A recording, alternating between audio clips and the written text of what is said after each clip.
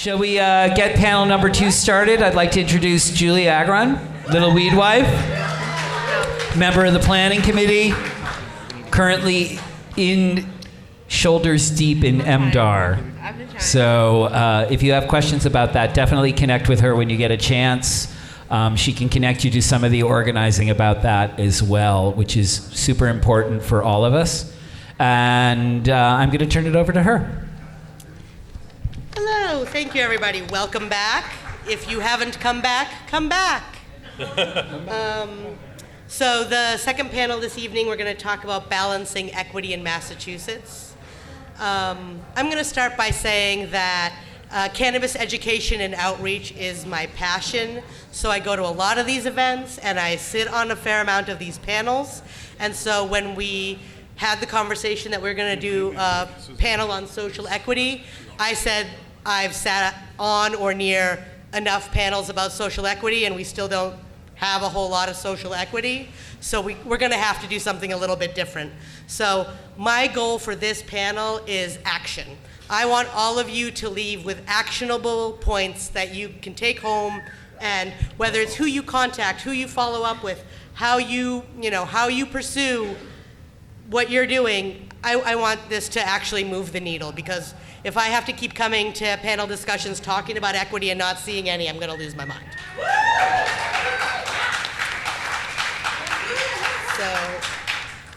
And now we'll go back to just introducing ourselves. So I'm Julia Agron. I'm the Little Weed Wife. I started my path in cannabis when I was 15, and I was straight edge, and I didn't smoke, and my friends all smoked, and they told me, "You're so smart, and you don't even know what you're talking about." And I said, I'll show them, and I'll do my research. So I read The Emperor Wears No Clothes by Jack Herrera, and I was like, get me high. I was absolutely committed to cannabis when I read the book before I ever used it. It just completely changed my worldview, and it was right, and that's what I've been doing ever since. And when medical marijuana came to Massachusetts, I was committed to being a part of that movement. I applied for one of the first licenses. We didn't get it by 6 points, which leads to a comment that may relate more to the first panel. Being in the first wave isn't always the best place to be. Because if we had applied in the second wave of licenses, I'd probably have been running a dispensary for years now. Nonetheless, after that, my plans didn't change, so I just ended up running somebody else's dispensary. And so I worked in management at one of the largest dispensaries in the state for years. When that wasn't the right fit for me anymore, I left to do private consulting and education work. And in working with patients, I started looking for the best products that I could give them. Just like I want the best food that I put in my body, I want the best cannabis that I can put in my body. And for a lot of my patients who are looking for CBD, hemp was actually the best product that they could get, not cannabis derived. Well, it's all cannabis, but not necessarily what they were getting in a dispensary, but whole plant hemp derived CBD were the best products I could find. And because I believe in buying local, there needed to be a local source, and there wasn't one, so I had to become one.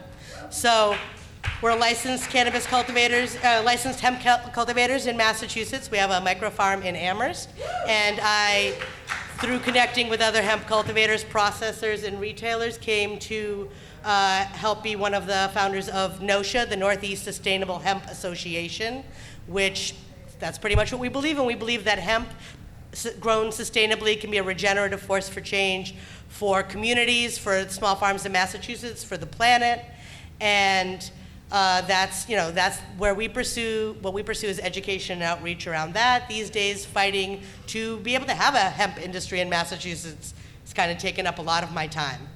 So that's me. Yeah. So why don't we? I get to follow that. You're pretty amazing. Thank you for all you do. And I also want to give a big special thanks. That first panel was just mind-blowing. Thank you for everyone who was on that panel. My name is Owen Zaret. I'm currently a city councilor in the wonderful city of East Hampton, Massachusetts. I'm really honored to be here. I don't think even 2 years ago, and certainly even before that, I think I would have imagined that I would be speaking at an amazing event like this. I've been a lifelong ally and can activist and to be actually here right now, just speaking out in the open about, what should we really have been an industry that we should have been talking about a long time ago is really heartwarming. I want to give a couple shout outs. The first being to, where's Michael Cusick? There he is.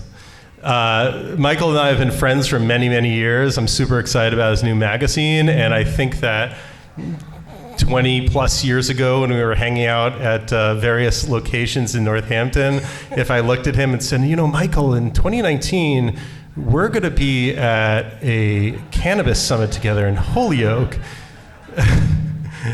you would have just said that, yeah, that's just the steel rail talking.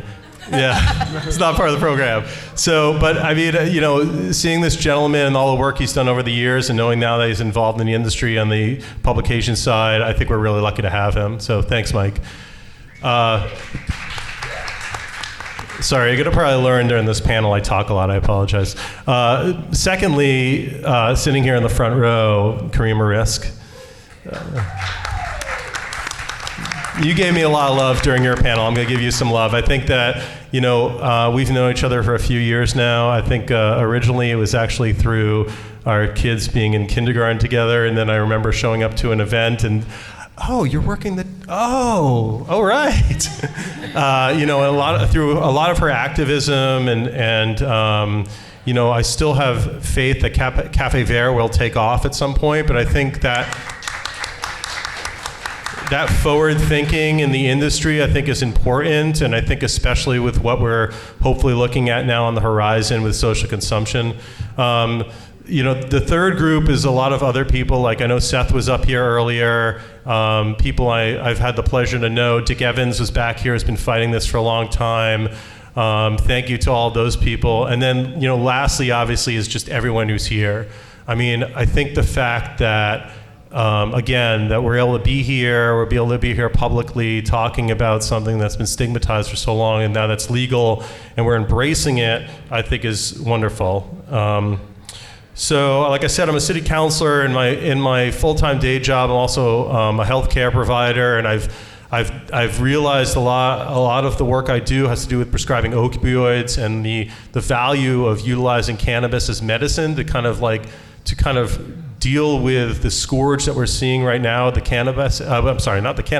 opioid epidemic, I think is really valuable. Most of the work I've done as an elected official has mostly dealt with inclusion and engagement, and that's translated to equity work, which is, I think, why I was invited to be on this panel.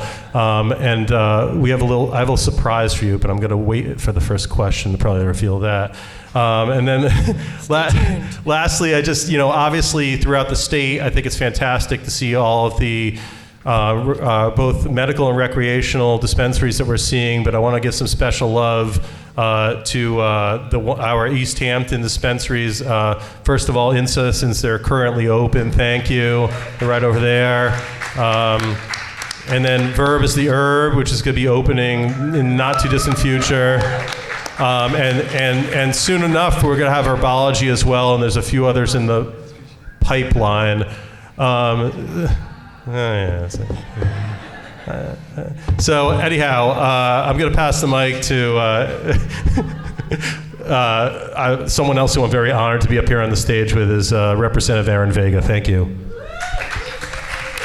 Good evening, everybody. Welcome to Holyoke. Welcome to Gateway City Arts. Sorry I missed the first panel, but I was in Boston making a vote to ensure that our farmers can grow hemp. Still some things to work out, but a move in the right direction. So again, thank you to the organizers of this event. Since there's so many cameras on, I won't necessarily give my whole history in relationship to cannabis. But I'm not sure if the code words are ally. But I will say that I remember a time when you had choices between brown or green. That's all I remember. But I'm on the joint committee, no pun intended, for the last 2 terms. So last session, I was actually one of the members of the committee that voted against the House version of the bill because it was not treating cannabis the way we wanted it to, the way the ballot question wanted it to. It actually was treated more like the gambling legislation that we had passed. So thankfully it was worked out and something better did come along. And I would just say, last two things I'll say is that I'm actually here, to comment, but also to listen and learn, because a lot of what I'm figuring out and how we figure out this social equity issue, has more than one issue with it, right? It's the finances, obviously, that we all know about. It's the technical assistance. It's how do you maintain local economies? How do you maintain that local support? So there's a lot of those issues. I think that we want to make sure that, if there's an opportunity for people to, quote unquote, come out of the black market, if you will, or gray market, and come into the legal market, if they so choose to do so, that path has to be much easier than it is right now. And the last thing I will say, I think that's Rise over there in the corner, right? Rise is over here. So I don't know if you caught the other day, with a different hat on, I did a piece, the Republican did a piece on me as a yoga teacher, so I also teach yoga. And I showed up forgetting that the photographer was going to be there, and I had my Rise shirt on. They're a very comfortable shirt, but I was like, hope they don't read too much into this. But again, very happy to be here, and just really thankful to the organizers, and looking forward to not just talking, but listening and learning. So thank you. Hi, my name is Vanessa. I was on the first panel. Now I'm on the second one. I am the president of Legal Greens. We have a host agreement in Brockton, and we're trying to do 2 retails in Hyde Park and Dorchester. We just did we got denied because in Boston you have to do a zoning process first before you get your host agreement. So we're in the zoning process right now. We're waiting to go through our zoning board of appeals. I am an activist in this marijuana industry. This is something that I really care about. I know a lot of people that have been arrested, that have been in jail for this. It doesn't make sense for someone who's been arrested or went to jail for 20 years to come outside and see dispensaries. That something needs to change. So, yeah, I'm fighting on the fight.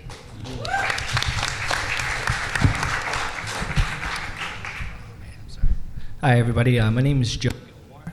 Hello. My name is Joe Gilmore. I'm the president of the Massachusetts Recreational Consumer Council.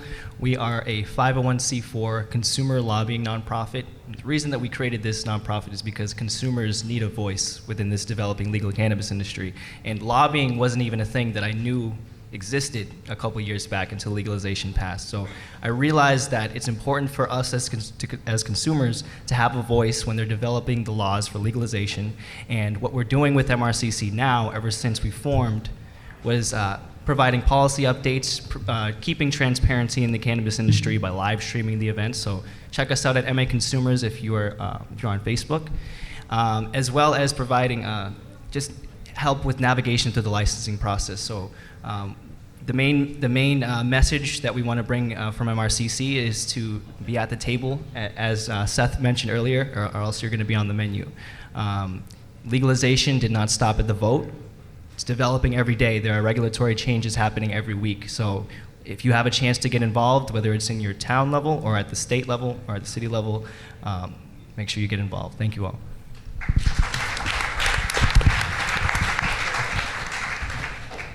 Great, thank you all very much. Let's do this.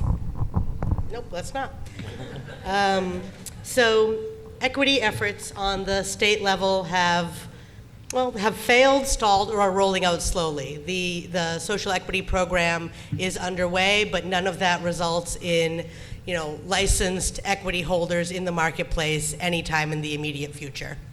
So that leaves it in the hands of municipalities, companies, and grassroots efforts to move forward on ensuring an equitable industry in our state. Some cities and towns have embraced these efforts. Others have created obstacles and challenges. What actions are happening or can happen on local levels that we can support as citizens and consumers? Thank you. I just want to comment that, as this is a panel about equity, that you all have your own microphones, and Aaron and I have to share one, so I don't really see how this is equitable. But I think this was done purposely to illustrate some of the struggles that we're facing right now in the state. I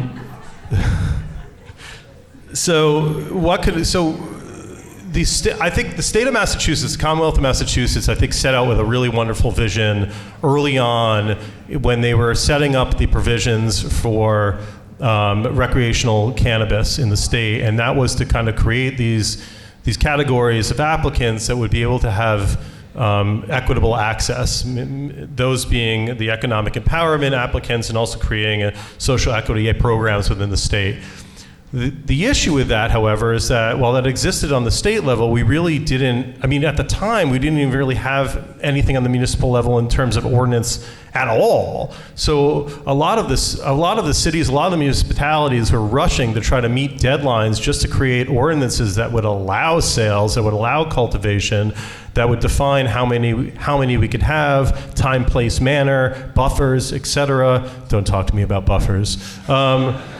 And so we're hurrying to do that, and I think in the process, at least I could say for myself, and potentially for some of my colleagues in East Hampton, I don't think they would disagree that we forgot about some of the most important things that the state was setting forth, and that was to try to make sure that as Massachusetts strode forward into the field of recreational cannabis, that we made sure that people who were marginalized from the process were not left out. But we were placed in a situation where we had to move so quickly just to get provisions in place for people to apply for licenses for the CCC that a lot of these concepts got left behind. So, but I'm proud to say that just last night at the Planning Board, a joint public hearing of the Planning Board and the Ordinance Committee, that the East Hampton Planning Board voted unanimously to send forward an equity ordinance to the full City Council for vote, and hopefully that will happen in August. So I'll segue a little bit into that, because the issue is that what's happening at the state level, and a lot of comments I heard throughout this conversation were on the East Hampton side were that, well, we have economic empowerment on the state level and no one's applying for it. Only 12% of people or so have applied as economic empowerment applicants to the state. And my comment is that the problem there is that there's so many barriers in place, and individuals who are looking to apply for these licenses just look at what's happening and the potentially over-commercialization and the huge opportunities for funding for some non-equity applicants that they don't even want to touch it. The doors aren't open. There's so many ladders to climb. There's so many hurdles to jump over. And so the state's doing a great job. I think they have great foresight, but the issue is that the doors need to be open on the municipal level. And so that's what we've done in East Hampton, and we've said, well, what can we do? Well, the state has economic empowerment categories. They have equity program applicants, and they have an equity program. And so we're saying, well, let's take the licenses we have, and in the case of East Hampton, initially we set aside 6. And what we're thinking now, and I know it's not quite equity, but it's moving towards equity, is we're going to take that 6, we're going to make it 8. And we're going to carve out one of those licenses from the 6 and move it over to a group of 3 equity applicants, so 5 and 3. And those equity applicants will be what the state has defined, as well as we have to look again on the municipal level is what works in our community. So that being, we have to work with what the state has set out, but also what is equity for East Hampton? Well, equity for East Hampton, I think, is what we should see as equity everywhere. And that being looking at what the state has already set out to do, and they have a supplier diversity program. So what else is equity outside of what the state has talked about on the cannabis side of things? Well, it's opening doors to women. It's opening doors to minorities. It's opening doors to veterans, both disabled and not disabled. It's opening doors to the LGBTQ community, right? These are all things that the state has already defined, but we need to make sure that people in those groups who identify as those groups who are marginalized in all aspects of business can come to East Hampton and know that they have 3 licenses that they can apply for special permits to open cannabis retail in East Hampton. And then lastly, the other most important group is in East Hampton, are the residents of East Hampton, right? So many times what we see with the industry, at least from my perspective, is that we make a licensing or a special permit process available, and then people either come in from out of state or out of town, they open these giant, super funded operations that no one else can touch.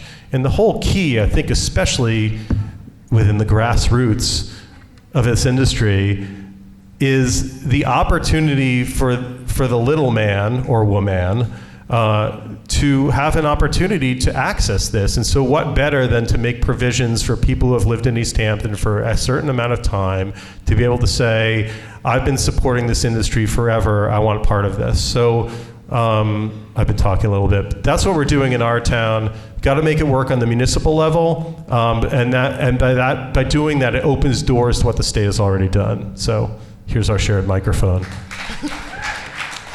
I'll share a microphone with you anytime, Owen. If I lived in East Hampton, I'd vote for you. So I'll list out, I think, 3 things. So going to what you first opened up with, so action items. I think one of the action items that organizations and maybe businesses could think about is that letter to the CCC saying, yes, CCC, you should be looking at these host agreements. These host agreements that cities are using towards these companies that come in are unprecedented. Nowhere else, no other industry do we say to a company coming in, not only do we want you to hire local, not only are we going to take 3% of your sales tax right off the top, which is allowed by the law, but in addition, we're going to ask you to donate to a number of nonprofits, we're going to ask you to set up funds, we're going to ask, what other industry do we do that to? Nothing, except gambling. Again, that connection to how the legislature viewed this industry was much more akin to gambling than it was to alcohol. So that's one thing I think when we talk about equity. I think that Somerville, if I'm not mistaken, was the first municipality to put forth a social equity program at the municipal level. And so here's some shout outs. Okay, so that's a good thing. So those should be modeled, and I think that they have to look at these host agreements.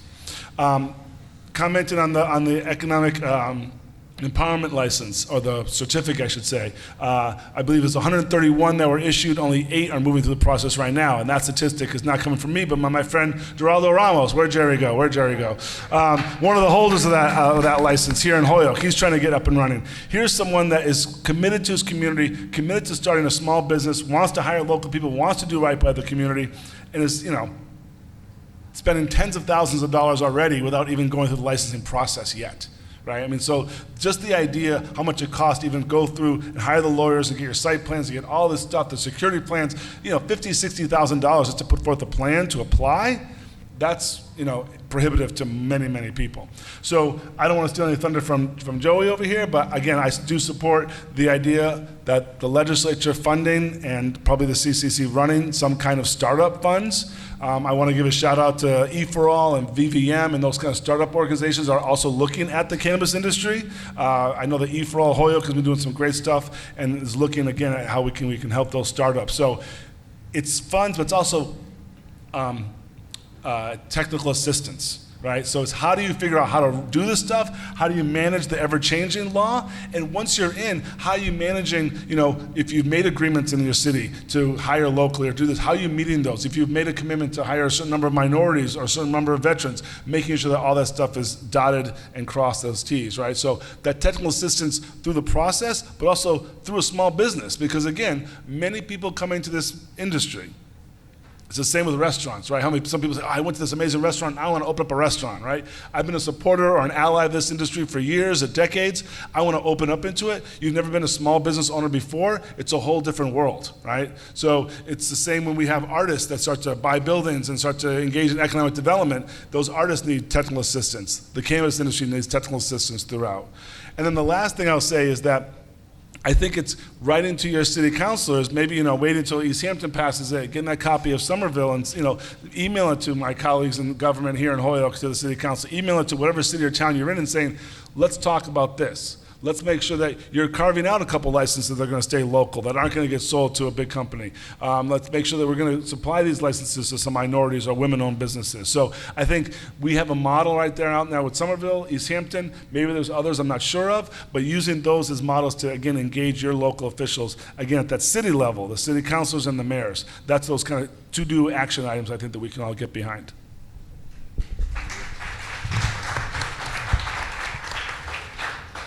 So within my process, I'm from Brockton. When they first passed the regulations, I went to city council meetings. I was involved in the community. Lo and behold, the mayor gave all the host agreements to his supporters and donors, so there was nothing that I could do when it came to the retail part of it. So I had to get in contact with city council, get in contact with community leaders, just to let them know that what was going on wasn't fair, to the point that I was even featured on the news article about the unfairness that was going on in Brockton. And lo and behold, I got my host agreement through fighting and showing that not only am I just using words, but I actually have a plan. I have a business plan, a 50-page business plan that shows that I know what I'm doing and I know what I want to do. So they had no choice but to give me the host agreement.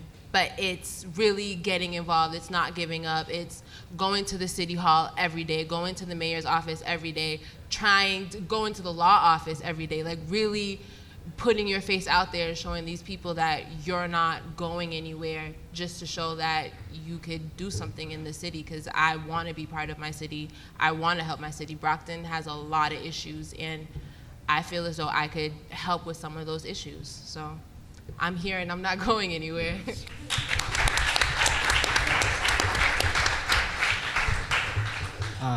So in Massachusetts, we sort of give off this vibe that we are like the most progressive state that has the best policies for social equity. We're going to make sure we do right by the people. But we're not seeing that reflected in who's getting cannabis licenses right now, as Julia mentioned. So what municipalities are doing at the city level is creating their own programs. And for anybody who doesn't know what an equity ordinance is, it's basically like a local bill that you can make preferences for local people, for people who have been disproportionately harmed by the war on drugs.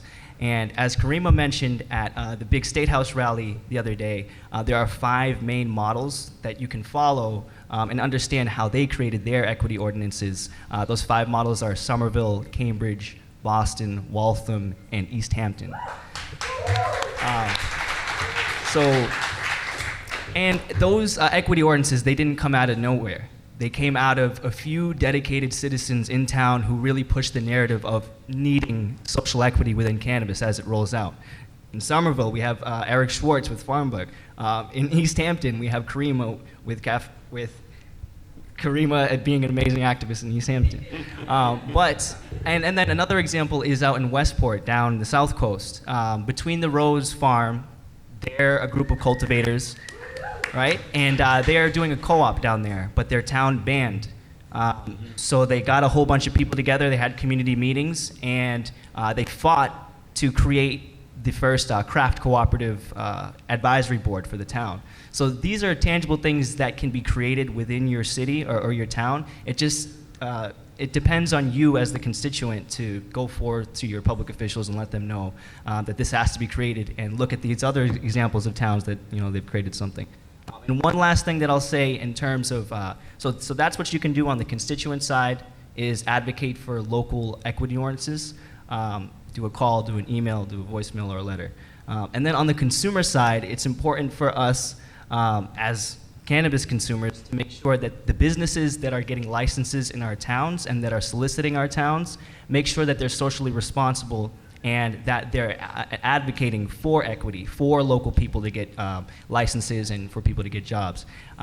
There's a 5-point program that MRCC put together for socially responsible cannabis businesses. So basically what we want to do is create industry standards for any business that wants to operate in an area of disproportionate impact. They have to be giving back to the community. I'm gonna say them super quick. 5 main things that you should be promoting or you should be advocating for at community outreach meetings, because every cannabis business has to have a community outreach meeting in your town. So you should make sure that they have one of these 5 things. The first thing is to donate 2% of their gross proceeds to the Social Equity Training and Technical Assistance Program. So we want to make sure that the businesses who are making millions of dollars put funds so that they can be allocated towards people who need startup funding or technical assistance. That's number 1. The second one would be to provide 50 hours of educational services to the municipality on how to grow, how to get your own cannabis license, just education about cannabis, because it's a very nuanced subject and we need education in our communities so that people can move forward. The third one would be local ownership. So we want 50% of the business to be owned by people from the municipality, as well as employ 50% of people from the municipality. So we want local ownership and local employment. The fourth one is quarry sealing and records. Quarry sealing and record expungement for people who have been arrested and are affected by the war on drugs. The reason that is so important is because the war on drugs ran rampant on low-income communities, and a criminal record is another barrier that prevents somebody from moving forward in their life, can't get housing or jobs or a loan.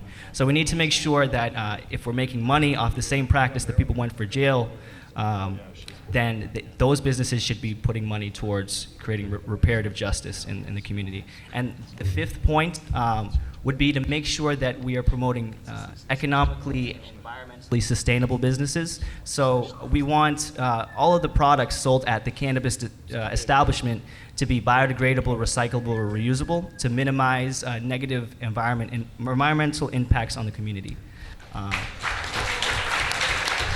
So if you can remember those 5 points, these are the things that you want to be asking from your cannabis business. If you think of any more that you think would be beneficial to your town, it's just important for us to hold these businesses accountable and to create standards for the industry that we want to see. I just jump in real quick. I think those are great. Any company that figures out what to do with all the battery and pen waste would be huge, because this is the thing. Here we are looking at an environmental crisis on plastic, everything else, and now we've got, it's great, but then, they're so inexpensive that no company's refilling them up. You can't return them. Something's got to be done. That is going to become an issue for me from the very beginning. We passed this. It's a great tool. It's a great new way. It's safer, et cetera, et cetera, et cetera. But the waste, I think, in this industry suddenly is like really important. We need to deal with.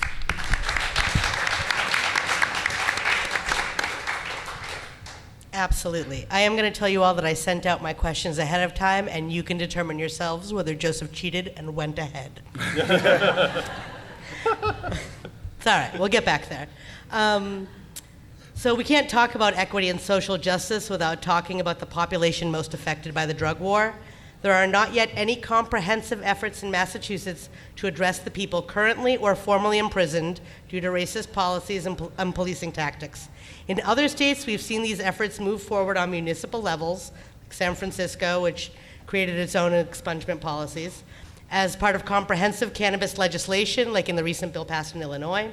What can we do in Massachusetts to make sure that legal cannabis doesn't leave behind those people who are incarcerated for what is now a lucrative industry making millions? And furthermore, we are still seeing unequal policing and enforcement, even in states with legal or decriminalized cannabis. How do we ensure that there are no ongoing victims of the drug war? I might need to refer back to your notes while I'm answering this. Right. It's a lot of questions. I just wanted to comment really quickly. I think everyone here, for the most part, mentioned the creation of models in terms of enacting equity ordinances and measures in the municipality. And I think it's important to really talk about, as we're gathered here, that we're all in this together, right? This is a movement. The revolution's going to be televised. We're watching it right now. When I set out to write the equity ordinance for East Hampton, I emailed Eric Schwartz, and he sent me what they had for Somerville. So I think it's important to note that one of the things I love about government is that you don't have to be very smart.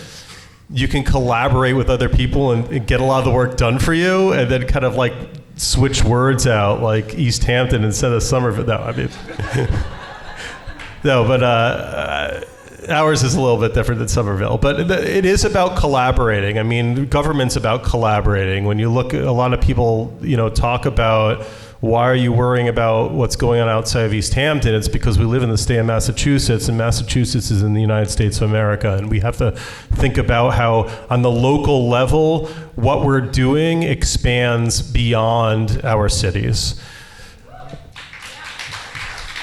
So, in regards to those that are, adversely affected by the war on drugs, I think one thing that we've kind of already missed in some of the work I've done is that we have to make room for people that have been unfairly treated by law enforcement in regards to what they'll call marijuana, but what we call cannabis, right?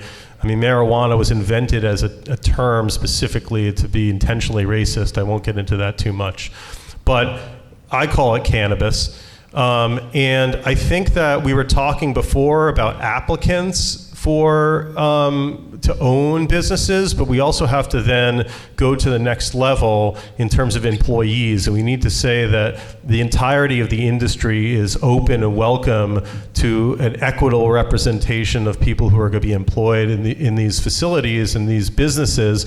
And that should include people who have been unfairly incarcerated for drugs, right? And then on top of that, Massachusetts had decriminalization for a while, but I think we need to think about basically measures that are almost to some degree reparations. And we need to turn around and try to figure out for people who have been I don't think it's happening as much anymore, but people whose whole lives have been ruined because they were caught smoking a joint. I think we have to be thoughtful on the state legislature about expunging people's records who have been arrested for basically minor drug enforcements, and then we have to figure out, okay, well, let's go back to the drawing board and then figure out how can the industry be welcome to them. And I think the answers are, well, I talked to you about some of the categories we created in East Hampton.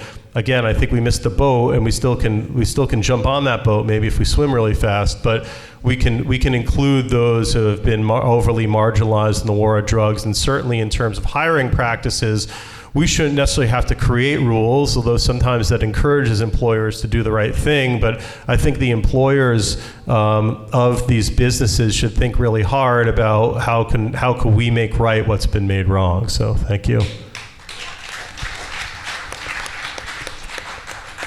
So a lot in there. You covered a lot of it. But I think your campaign manager is now tweeting out politicians don't need to be smart. So that's his new campaign slogan. I like it. Just cute. They don't need to be smart. Just cute. I think that Dick Evans would be the better person for some of this question, right? So we did put an expungement in the law. The Black Latino Caucus, which I'm a member, I'm the whitest member of the Black Latino Caucus. I am half Ecuadorian, though, so it is legit. We pushed, and Byron Rushing, particularly from Boston, pushed the governor. We were in many meetings with him to have it be automatic. Right? We wanted it automatically done. We didn't want people to have to go down to the courthouse and fill it out.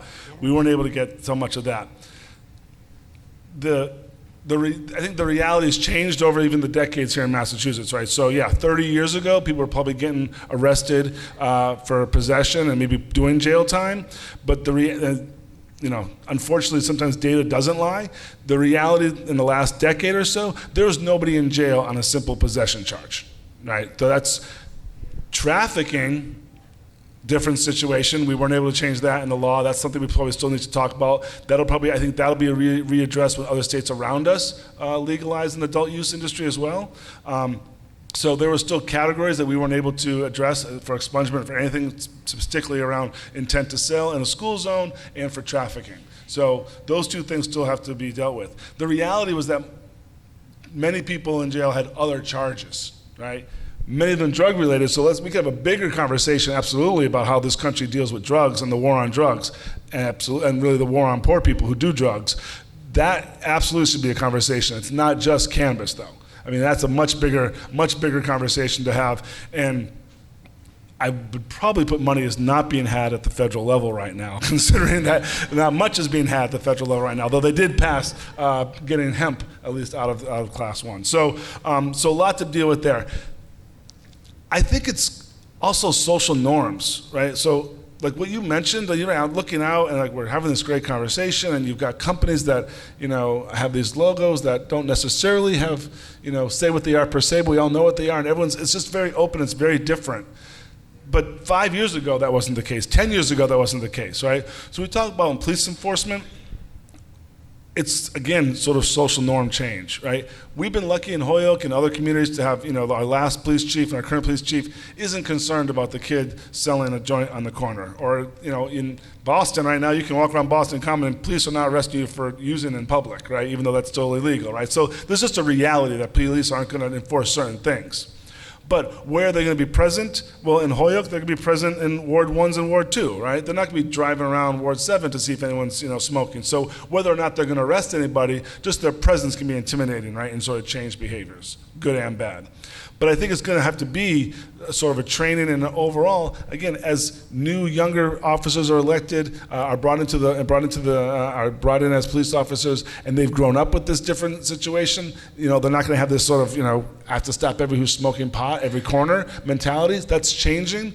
And again, if you look at Massachusetts, not just on the ballot question, obviously you can see where we voted yes and where we voted no, but let's talk about those municipalities that have tried to ban it, right? Those police officers are going to probably take a lot longer than the communities that are welcoming it. I think that there's a relationship, as you mentioned, between the city councils and the mayors, that if we're welcoming this industry into our community, we're working with the police, right? They've got to do the safety plans and everything like that, but we're working with them to say, this is not what we want to be going after people. So I think it's a bit of a conversation, but it is a social norm that is changing. And the last thing I'll say is that as we look to social equity, it is a lot about how do we get, and I go back to that statement I made earlier, but how do we get people that have been in this industry for decades or more into a legal market if they so choose? And it goes back to everything that you were talking about with the technical assistance and the funding, but also knowing that they're going to have the support. That last one, about 50% of the investments come locally. I guess that is the question, what is locally, right? So if you're raising $30 million or if you're raising $8 million, you're trying to get $4 of that locally, that's going to be really hard if you're in Holyoke. Right? It's not exactly laying around the streets. Somerville, Boston, maybe, different areas. So think about what that means. Or as individuals, how do we get the individuals to also be able to invest and keep that money locally? So I think that that's a really important issue because, when I look to, again, our One Grow facility here in Holyoke, and we worked with them to, renovate an old mill building instead of tearing something down and just doing a button building, where we really worked with them to, renovate a mill building, hire local. It was over $8 million. Right? Who has that? I mean, that's for a building they don't even own. Right? They're renting still, right? So who has that? I mean, I know dispensaries are not going to look at that kind of cost, but I mean, millions, hundreds of thousands or millions of dollars is still the biggest issue that we're going to have when it comes to social equity.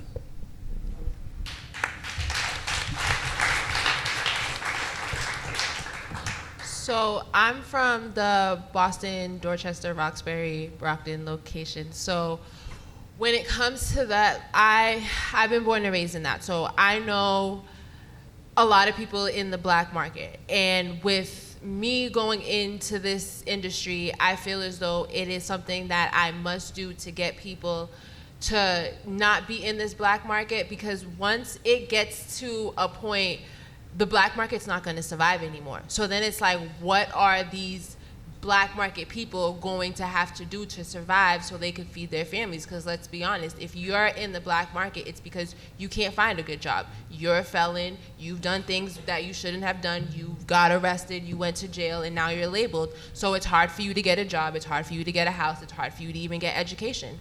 So when it comes to what Legal Greens wants to do, we want to have some financial literacy programs, getting people out of that black market to getting people into a legal market to own their own businesses, give them funds to start a business, because if you're a felon, you're not going to get a loan. So there's a lot of barriers even to start to do something positive in the community.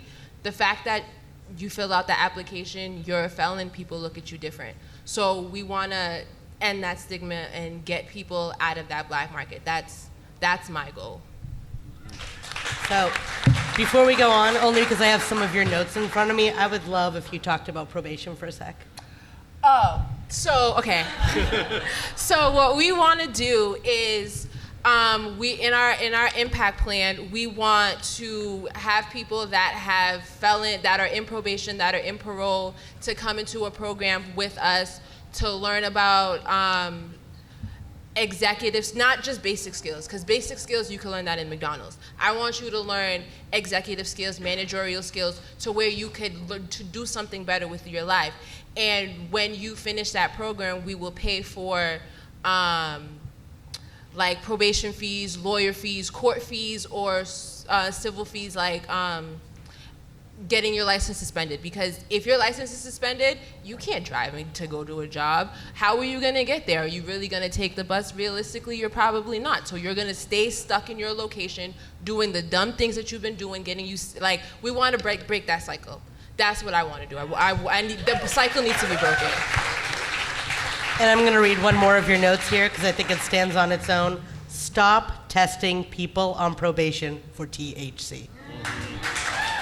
That's why I needed the notes. I know, I stole the notes back. I'm sorry, so I have to make sure. We passed a law, y'all. So that actually brings up like a really important bill, Senate Bill 978. Senator Jason Lewis basically wants to make it so if you're tested for cannabis, you can't get fired. So that would really allow people to come out of the cannabis closet and say that they support, it would also support equity. But in terms of, I forgot the question, but in terms of ensuring that people by the war on drugs are represented in the cannabis industry, my friend Christian from Students for Sensible Drug Policy had a really great recommendation about making sure that when they're forming the advisory board committees, making sure that someone is represented from that community of someone who's been disproportionately harmed. Maybe they work in criminal justice reform, maybe they work in sort of reentry work, so making sure that they are represented. And I really admire what Legal Greens is doing in terms of trying to be proactive about rebuilding the community. You know, you can't just give money to someone and expect them to, you know, fully integrate themselves back into society. There are a lot of barriers. And another thing I learned from Christian, people that were arrested from the war on drugs have both direct and indirect barriers that they're facing, or they run into. All right, so you get arrested. The direct problem is you get arrested, maybe you lose your job. But the indirect adverse effects are maybe you couldn't feed your family, or you couldn't meet the rent, and you had to do something illegal in order to, you know, stay alive. So we have to think about people who were caught in that system and really work to fully restore communities. You can't start on level 27 when you have to start on level 21 first, on level 1 first. Sorry. But yes, representation and yes. And I think we're gonna. Please jump in. Yeah. So, yes, these guys are great. So you just remind me of two things. When you talk about social norms changing and job opportunities, HCC, Holyoke Community College, working with the Regional Employment Board and others, are looking at a program, a cultivation program that people could go to, right, to learn. Not necessarily, you know, a certificate program. They'll probably be growing tomatoes, which is very similar, as the growers know. They won't necessarily be growing cannabis, but they want to be able to. So we have another industry coming in. I mean, I can name every single industry talks to us about workforce, right? Every single industry is saying, where are we getting people to work? Whether it's the towing industry, the manufacturing industry, right? This industry has workers ready. You know, whether it's from the black market or people that want to get into it, let them get a certificate, let them get into this industry and make a real living. That's a real key way to sort of, again, have that social equity, have a real easy program for them to get into, get what they need to the credentials, and prove that they want to be in this market. The last thing I want to say is, and it might contradict a little bit what I said before, and kind of build on what you said, I'm not sure, you know, I know the cameras are on, so I'm not sure if I should be saying it, but I'm not sure the Massachusetts law, as it is today, is going to wipe out the black market. Purely on the costs. So my fear, talking about police for a second, and many of my friends are police, it's not against them, but at a certain point what's going to happen is, you know, let's picture in 5 years it's robust, it's accessible, it's being grown, and it's all legal. I think there's going to be a bigger push to go after the black market. Where there isn't so much right now, kind of people just kind of turn a blind eye, I think that perhaps the industry itself may want to support that, right? When they know that their competition is the black market, the police may feel a new motivation to kind of go after that black market in a way they didn't before. It might be just shutting them down, destroying illegal crops. I don't know about arresting people, but maybe they would be doing that because they would be, you know, breaking the law and probably trafficking. So I think that's a concern we maybe need to look at. Is the current law in Massachusetts, with the equity and without the equity, what's it going to do? Is it going to dampen the black market? What's it going to do to the black market? And in 5 or 6 years, when there's a robust legal market going on, what's going to be the attitude towards the black market? I think that's going to be something that we're going to have to look at, how that manifests. And it's happening. It's happening in California and Colorado. I know they issued like 500 warrants to just raid on people who are operating illegally. So that's why people in Massachusetts need to be aware of where they can fit in. Whether it's directly touching the plant or an ancillary business. A lot of growers, they have knowledge, they can teach, they can do education, and they don't have to get a cannabis license, but they can use their craft that they built over years to teach the people. I actually just want to take a hit off of what Aaron was saying there before. And the important thing... You're a funny guy. In regards to developing policy and how we figured this all out, I mean, a lot of us are just entrepreneurial. We've learned by experience. We've been legislators, but again, legislated kind of from personal experience potentially or otherwise, or we've been activists.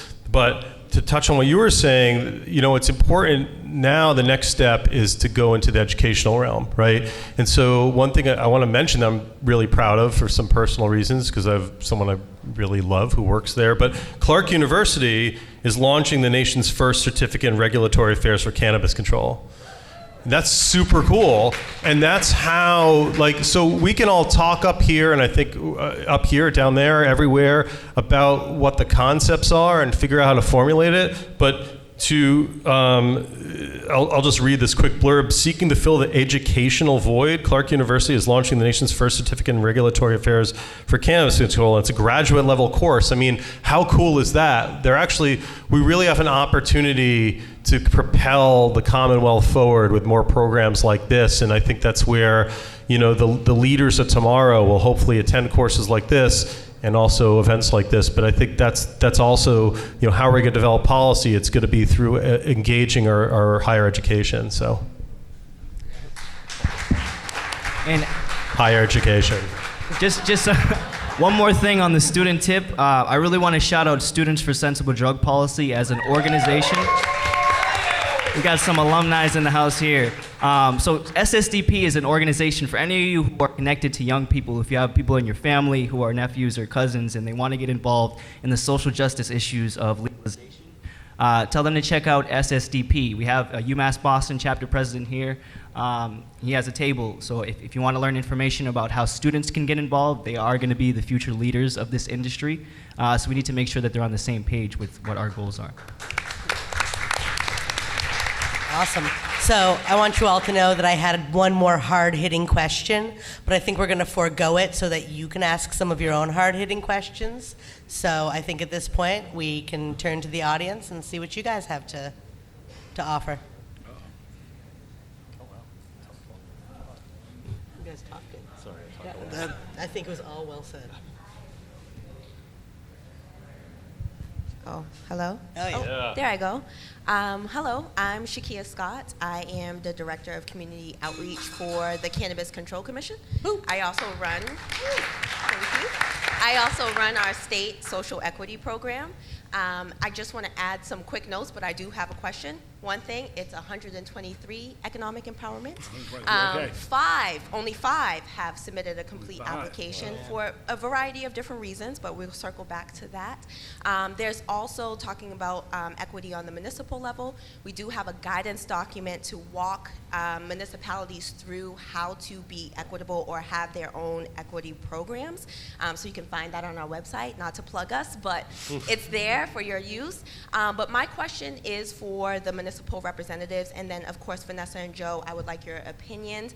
But in regard to policing, and I know this has been constant because it's going to be a question that comes up, and I'm glad you're already forward thinking about it, but thinking about what they're not enforcing now, but what they will be in the future, because we see laws coming up in terms of driving under the influence. Thinking about those biases that already are existing in our policing system, in our systems in general, how do we prepare for that?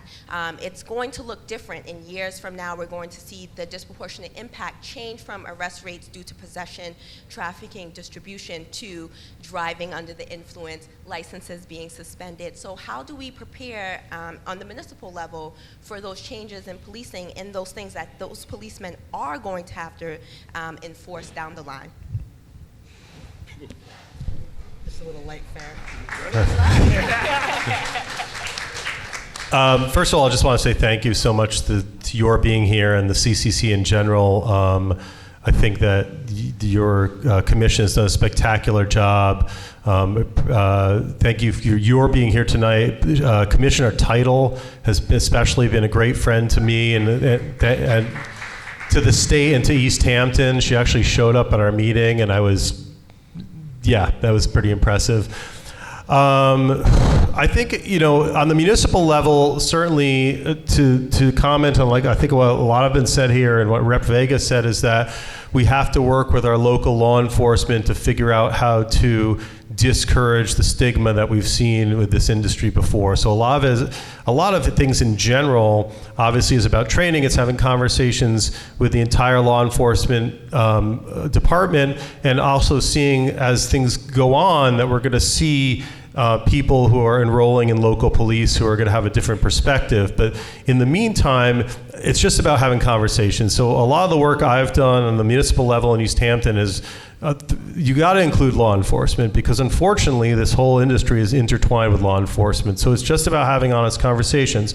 We're fortunate in East Hampton that we have a wonderful police chief and a wonderful police department who I can sit down with and talk to them about cannabis policy and be able to have a real conversation. And I think they get it, that for the most part, some of the things I touched upon before, that you're not being thrown in jail for simple possession. But we do have to have real conversations also about creating a framework for reasonable and responsible use. So just much like we have open container and talk about public intoxication in regards to alcohol, we have to have similar conversations to cannabis, because I think I would tell you the one thing I hear when we were creating our local ordinance, the biggest things that the opposition had to say was, well, people are going to just go purchase cannabis and they're going to roll up joints and they're going to smoke wherever. And I mean, in the case of one of the dispensaries that's going into our town, it's local. It's going to be near a daycare center. But they actually don't fall within our buffers. That's a whole other discussion to have. But their concern was that the concern of the person who ran the daycare center was, well, what I just said. So people are going to go, they're going to purchase cannabis, they're going to go walk down, they're going to roll up joints, and they're going to smoke on the lawn of the daycare center. Now, I know that sounds fantastical, but the next extension of it isn't completely unreasonable, that people could think that it's okay to consume publicly in other places. And I'm not saying that people should be arrested, but we have to create reasonable framework, responsible framework, responsible use. Just like we don't want people walking around drinking, with open containers of alcohol, we have to think about, especially in the case of something that's combustible, we have to think about, inhalation, exposure to children, et cetera, because I know that one thing we talk a lot about is that this is a 21 and over industry, and we have to keep it that way, and we have to make it safe for everyone. So it's creating a framework, right? So it's advocating. Well, on the one hand, we're advocating for an industry for sales and cultivation and and making that industry bloom.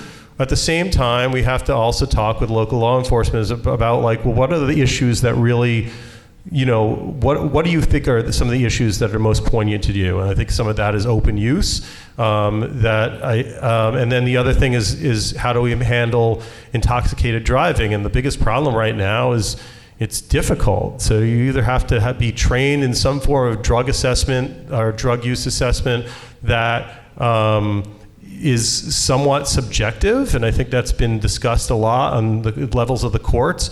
So, one of the things that's most important about this substance is that right now it's very difficult to study. So we have to look at the federal level and figure out how we can deregulate it from Schedule 1 to at least Schedule 2, although I would argue that it should potentially be, as a prescriber, it should at least be Schedule 3, but that's a whole other discussion. But we need to do more research. So there's no accurate field side sobriety test. So if you got pulled over right now for drinking and driving, you can blow into a breathalyzer and they'll know how much alcohol is in your blood fairly accurately. But if you get pulled over and you've been consuming cannabis, well, there's not really great tests out there. So in order to help local law enforcement and deal with things like field intoxication and intoxicated driving, we need to find mechanisms in order to help our law enforcement by creating ways that those things could be funded. And then again, the thing I'll say is the biggest thing you need to do in this industry is collaborate with your local law enforcement. It does you no good to kind of assume that they're inherently not on your side. You need to embrace police and figure out how you can work together around all this. That's their job, that's what they do, and just like anything where you need to engage a professional, they're professionals at law enforcement. We have to figure out how to say, well, how would you approach this issue? And that's how we all figure out how to work together. I echo a lot of what Owen's saying. I think that on the local level, it's an easier conversation, right? I mean, your local police, your local chief, right? It's a much easier conversation. I think that the next level is going to be with the state police, obviously. It's a much different conversation and not necessarily something most of us in this room can have. That's more of a governor type of executive level. So that's an issue. I think what we've got to do legislatively is do what we try to do. I think the Senate got it on their side.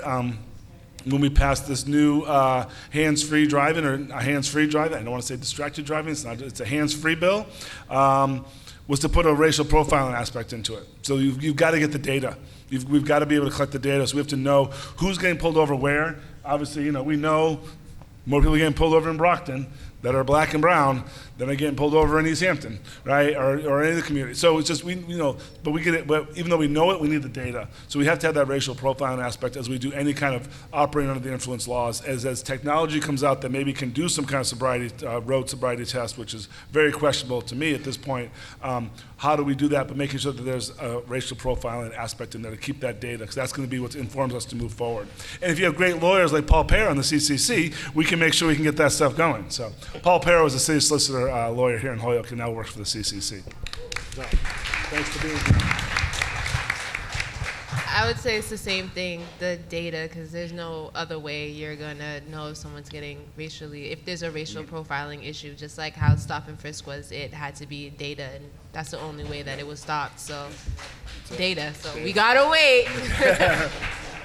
I just want to say, as the consumer representative, there is still, as Owen said, there's still no scientific way to determine if somebody is impaired when they're pulled over. So I don't think that we should accept that police can put us away for suspecting cannabis use, right? Because if you think about it, there are a lot of medical patients. There are a lot of people in general who just need cannabis to survive daily, and there's no scientific way. The second thing is, I'm sorry.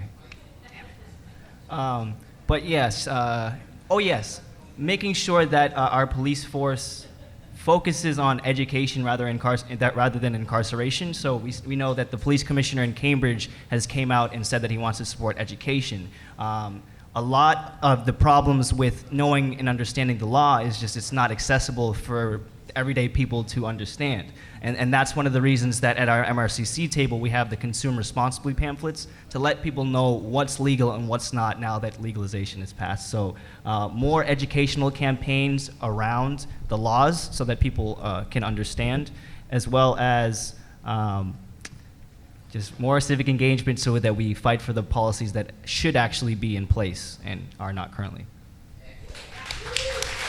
I want to jump on that really quickly too. I can't stress how important, and I think a lot of times also in the speed to kind of enact local regulations, the one piece we really miss is the educational piece, and especially in our schools. And so, our children are one of our most dear assets at all, and certainly municipally. And I think that one of the great opportunities in the legalization of cannabis and the attempt to destigmatize is to be able to talk again openly about this, and to be able to either, one place where I think host agreements could go in handy is actually giving money to local schools or state funds going to local schools as part of that 10+% tax that we see going to the state, to really make sure that children are properly educated. I will say I have a 10.5-year-old daughter, and one of the best things that ever happened was cannabis legalization, because my wife and I were able to sit down with her frankly now that this was something we could talk about and say, this is what this is. And she was just like, But like, as opposed to growing up in the 80s when you're watching This Is Your Brain on Drugs and This is the War on Drugs, we can have frank conversations. No one's going to look at you and say, oh, that's the parent who talks about marijuana. Like, we can have, we can have real conversations now with our kids in our community, talk about it openly. I mean, as a prescriber, for years, even when medical marijuana, or medical cannabis was available, I still felt a little uncomfortable talking about it. And now it's a real thing. And I could sit down with my patients who I feel are either don't need opioids or are taking too many opioids. So we can have frank conversations in the open, and I'm not going to get in trouble for it. So that's all. It's good. We're over time right now, and I wanted to make sure that we get in. Sorry. Lisa, no, you don't have to apologize. I just want to be respectful of people's time because we are over our allotted time. So do we have any last questions on the evening? Oh, you got all the questions. And you're making me run. Okay, I'm back. So my other question is, and I think this is important for municipal equity, and I wish I could have joined you guys to talk about this, but it's okay. That's my bad. No problem. Next time. But could you guys talk to the ancillary side of the cannabis business? Because I think what happens is a lot of people think of the medical or the recreational industry and pigeonhole themselves into, I either have to own a business or work in a business, and there are hundreds of skills and other businesses that are this industry that people don't know of right now. And so I would like you as the panelists to kind of spread light on that, because that is an area where equity can be instilled and involve more people in this industry. So I'll leave it to you guys. Who got rich during the gold rush? It was the people who sold the picks and shovels. And there are, like Shakia said, hundreds of services like plumbing, like construction, a lot of trades that you can learn, especially if you're from an area like Holyoke. If you go to trade school and you get certified as an equity applicant, there's incentives for your ancillary business to work in the town just because you're an equity applicant. So I would absolutely encourage people to think outside of just touching the plant and think of how they can solve problems for entrepreneurs without touching it. That is something that Legal Greens is actually working towards, because as we're going through this process, we know that we have to talk to architects, we have to talk to surveyors and all these new different types of people, and to be quite frank, these people don't look like me. Mm-hmm. So I know that there's people that play video games, that like to be in computers, but don't really know that there's other aspects that you could actually get paid to be at home and do all these things. And that's something that we want to bring to the forefront, because there's a lot of other ways to make money in this industry that people aren't really thinking about, just like plumbing, electricians. Like, there's real ways to get into this industry and make real money. Marketing and photography. I was going to say, how many of you hired graphic designers? When I look around here, right? So graphic design, or maybe, marketing, research, all that kind of stuff. Like any industry, depending on how big the company is, maybe you're going to need HR, you're going to need legal services. So there's, and I'd also add, hopefully supporting local vendors, whether it's through, paper products, whatever can be made locally, whatever you're using, whatever you're selling, hopefully that can be done locally. The last thing I was going to say just before, I think when we talk about the give and take on the legal side of things, I think that those of us that are consumers of cannabis also need to recognize and be respectful of the communities we're in and of the law. And at this point, public consumption is not legal. Now, if you're walking down the street by yourself and you've got your pen, no one's really going to notice. If you're congregating outside a dispensary and there's 30 people, or if you've got outside of a bar on High Street in Holyoke and neighbors start to complain, right, then the cops are going to have to act. So I think that we all need to be responsible how we, it's really tempting to go right when you go to the store, you want to open up your iPad, right, your iPhone, you want to do it right away, right? You can't do it right away when you leave Netta, right? You can't do it right away when you leave Insa, right? You've got to so I think there's some kind of give and take that we've got to be cautious about as well until we have on-site consumption. Yes.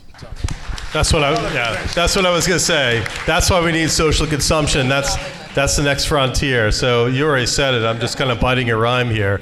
And the other thing I'll say too is what Aaron said earlier is that we have a problem with sustainability already in this industry. We have a lot of great products, but that don't have opportunities. And so the genius who comes up with a pen that's recyclable, et cetera, and then also the energy that goes into cultivation, we need to think of better ways to make the industry sustainable, and that's engaging that whole sector as well. So, but yeah, I mean, yeah, I want to make sure that I leave the last word as social consumption. That's the next conversation we have to be having. And it's election season coming up, so remember the good politicians who fought for equity, and remember the people who don't support cannabis and equity. It's coming September.